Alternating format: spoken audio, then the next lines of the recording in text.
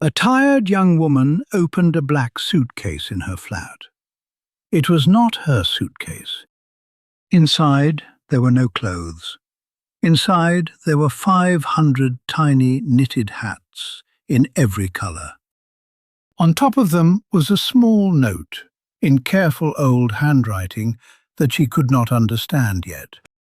By the next night, the whole city was looking for the owner of those 500 hats. So come with me, and let's find out who they belonged to. Listen slowly and try to relax. Don't worry if you don't understand every word. Just enjoy the story. Maya was 22 years old, and she was an art student. That night, she was coming home from a long trip, and she was very, very tired. Her flight had landed at midnight. The airport was almost empty. She stood at the baggage belt and waited for her suitcase. Her suitcase was black, medium size, with 4 wheels. A very normal suitcase. A black suitcase came round the belt, medium size, 4 wheels. Maya was too tired to look twice. She took it, and she went home. In her suitcase there was something important. Her graduation gown, for the ceremony in 3 days. And her final art project, a large painting of a lighthouse that she had worked on for a year. She got home at 1 o'clock in the morning. She dropped her keys twice. She put the suitcase on her bed, and she opened it, half asleep. And then she woke up completely. Because inside the suitcase, there were no clothes at all. There were hats, hundreds and hundreds of tiny knitted hats. Each one was very small, small enough for a doll or for a very tiny baby. They were red and yellow and green and blue, every color you can think of. Maya sat on the floor and looked at them. She did not understand anything. This was not her suitcase. She had taken the wrong one. Somewhere in the city, a stranger had her lighthouse painting and her graduation gown, and she had 500 tiny hats and a note she could not read in the dark. She should have been worried. Her ceremony was in 3 days, but she was an art student, and the hats were beautiful. So instead of panicking, she picked up her phone, and she took one photo. Maya put the photo online with 3 words. "Whose are these?" She wrote, "I took the wrong suitcase at the airport, and it is full of tiny hats." Then she made a cup of tea, and she went to sleep. When she woke up, 40,000 people had seen her photo. The internet had fallen in love with the tiny hats. And the internet had decided to solve the mystery. First, people counted them. They asked Maya to lay them all out. She laid them out on her floor, in long, colorful lines, and she counted. There were exactly 500 hats. Not 499, 500. Then a woman who knits wrote, "I know this pattern. This is very old and very careful work." She wrote, "Whoever made these has been knitting for 50 years, and they are very good." Then somebody looked at the size. "These hats are newborn size," they said. "They are made for babies, for very, very new babies." The comments went quiet for a moment, and then they started again, softer, kinder. "Somebody wants these hats for a hospital," they said. "Find the owner. Find them tonight." Now let's leave Maya for a moment and meet the man who packed that suitcase. His name was Bernard, and he was 78 years old. Bernard had been a sea captain for 40 years. He had sailed across every ocean. He was not a soft man. He was loud, and he was grumpy, and he argued with the radio. But Bernard had a secret. Every evening, in his chair by the window, Bernard knitted. He had learned it on long, slow nights at sea many years ago. And for the last 10 years, he had knitted tiny hats for the newborn babies at the city hospital. One hat for every baby born there. It kept his hands busy, he said. Nothing more. This year the hospital was 10 years old, and Bernard had a plan.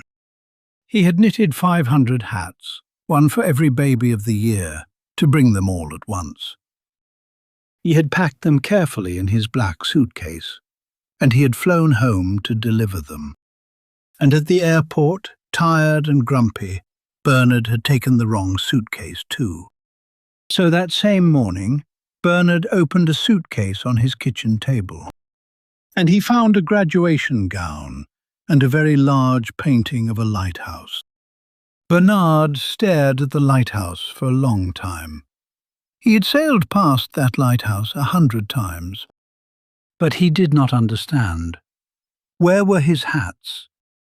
Bernard did not have the internet.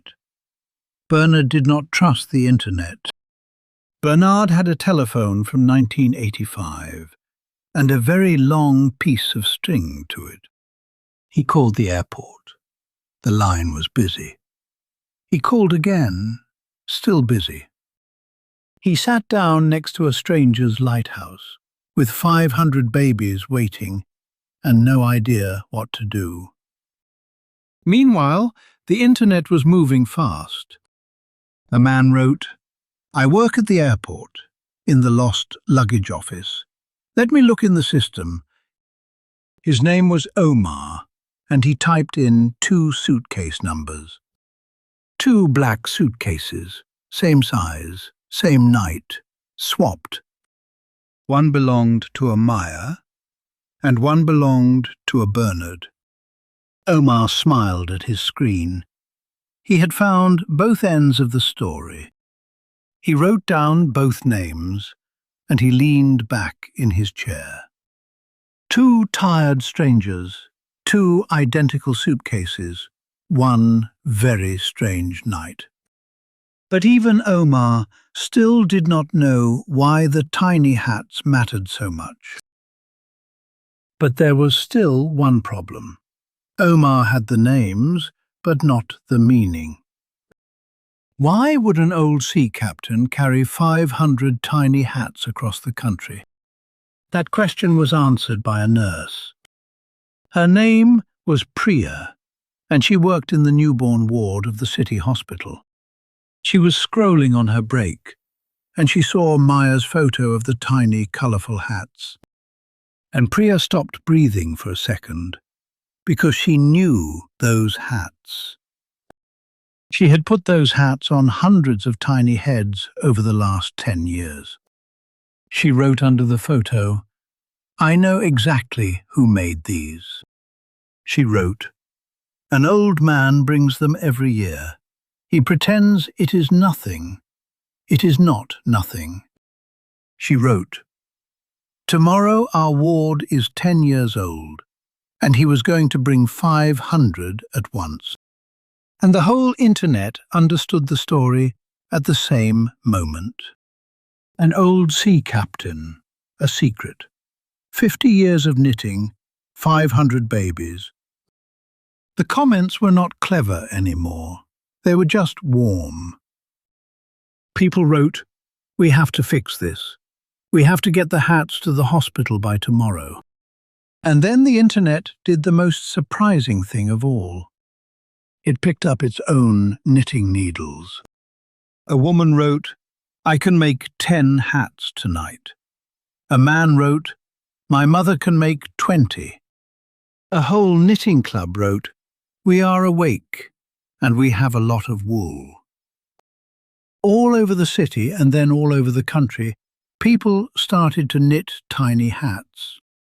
For a captain they had never met, for babies they would never see.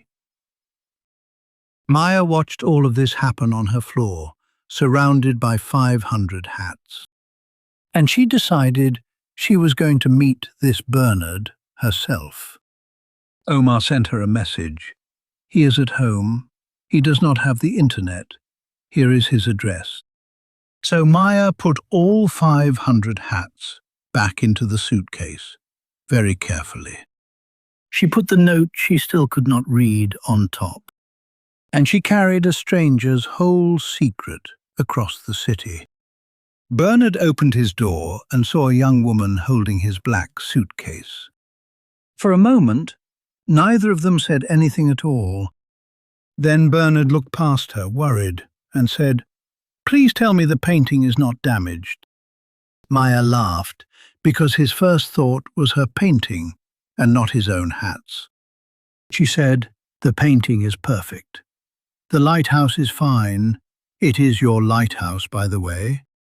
Bernard made 2 cups of very strong tea, and they sat down, and they swapped their lives back. Maya gave him 500 hats. Bernard gave her a gown and a lighthouse. And then Maya said, "Bernard, I have to tell you something. A lot of people know about your hats now." Bernard frowned and said, "What people? How many people?" Maya turned her phone around and she showed him the number. 2 million people had read the story of the sea captain and his 500 hats. Bernard put down his tea. He did not say a word. Then he said quietly, "All I did was knit some hats for the little ones." And Maya said yes, and now the whole world wants to help you do it. Bernard looked at the note on top of the hats, the one Maya still could not read. He said, "It says the same thing every year. Welcome to the world. Stay warm." Maya looked at the tiny hats and then at the old captain, and she smiled. Tomorrow, she thought, was going to be a very good day. The next day was the 10th birthday of the newborn ward, and it did not look like any anniversary the hospital had ever seen, because the hats had arrived. Not 500 hats, not 1,000, boxes and boxes of tiny knitted hats from every corner of the country. Nurse Priya opened the door of the ward and simply started to laugh. There were hats in every colour a person could imagine, and a few colours they could not.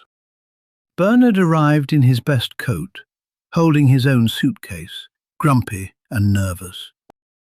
He had never liked a fuss, and this was the biggest fuss of his life. But then a very small baby was placed in his arms, wearing a tiny yellow hat. And the loud, grumpy old sea captain went completely quiet.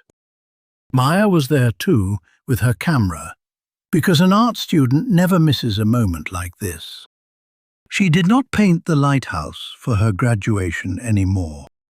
She painted 500 tiny hats in 500 colours, and she called it The Captain. It was the best thing she had ever made, and everybody knew it. Omar came from the airport on his day off, just to see the 2 suitcases in the same room at last. And the people of the internet kept knitting long after the story was over. Because it turned out that the hospital could always use more hats. There is always another baby. There is always another cold little head. Bernard still says it is nothing. He still argues with his radio. But now, every evening, thousands of people knit along with him all over the world. A whole quiet army, making the world a little bit warmer, one tiny hat at a time. And it all started because one tired student took the wrong black suitcase. Maya kept one hat from that first suitcase, a small red one.